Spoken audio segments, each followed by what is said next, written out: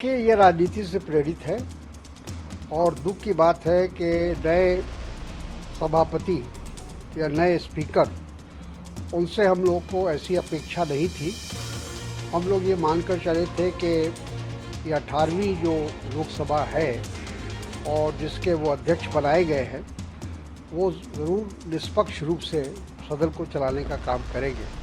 लेकिन जिस प्रकार से उन्होंने इमरजेंसी पर प्रस्ताव लाया और उसको पेश किया, उससे साबित हुआ कि हमारे स्पीकर महोदय अभी भी सरकार के दबाव में हैं।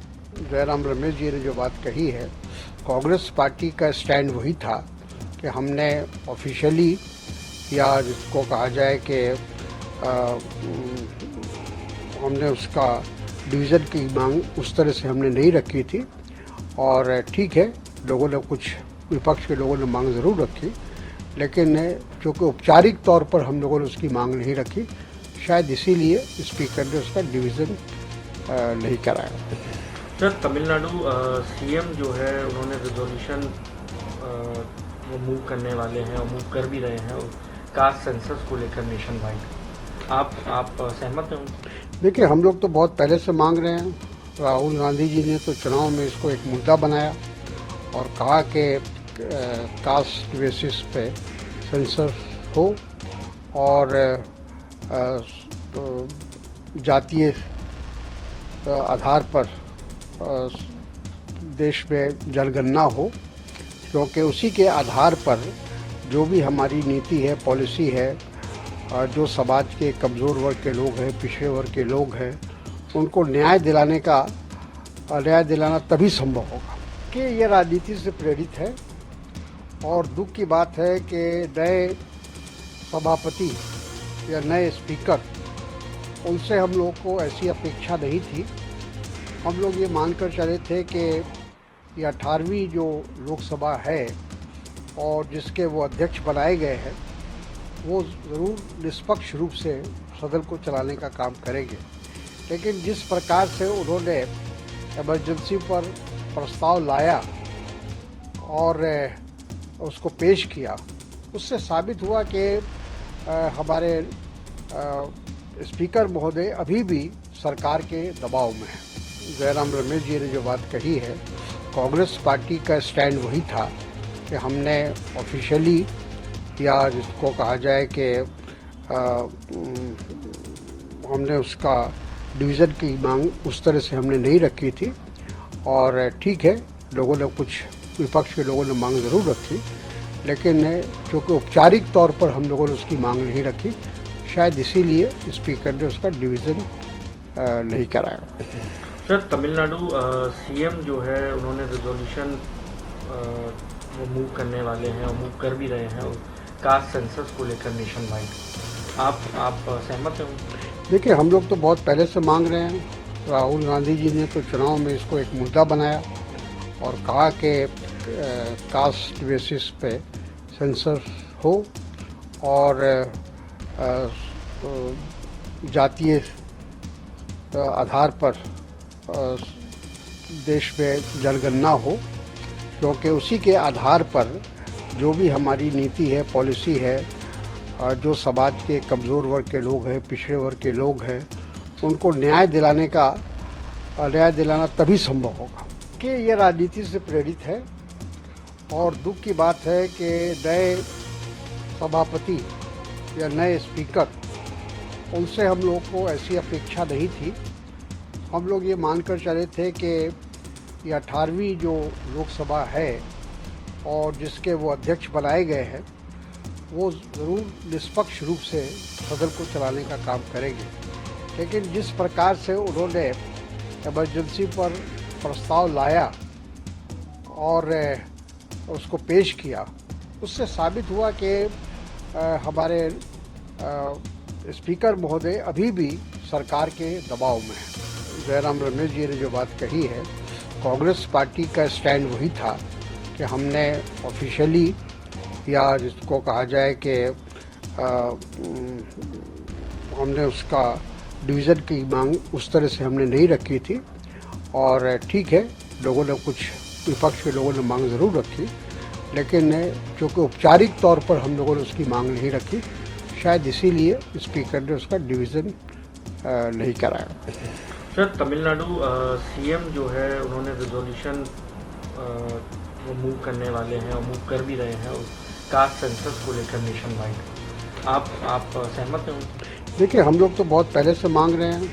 राहुल गांधी जी ने तो चुनाव में इसको एक मुद्दा बनाया और कहा कि कास्ट बेसिस पे सेंसस हो और जातीय आधार पर देश में जनगणना हो, क्योंकि उसी के आधार पर जो भी हमारी नीति है, पॉलिसी है, जो समाज के कमज़ोर वर्ग के लोग हैं, पिछड़े वर्ग के लोग हैं, उनको न्याय दिलाना तभी संभव होगा कि ये राजनीति से प्रेरित है।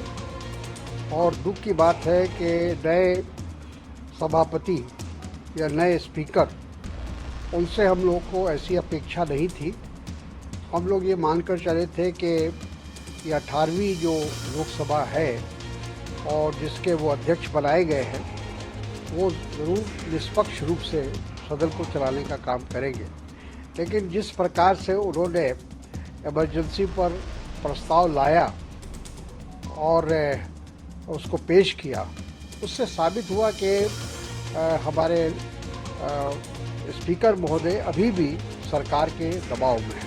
जयराम रमेश जी ने जो बात कही है, कांग्रेस पार्टी का स्टैंड वही था कि हमने ऑफिशियली, या जिसको कहा जाए कि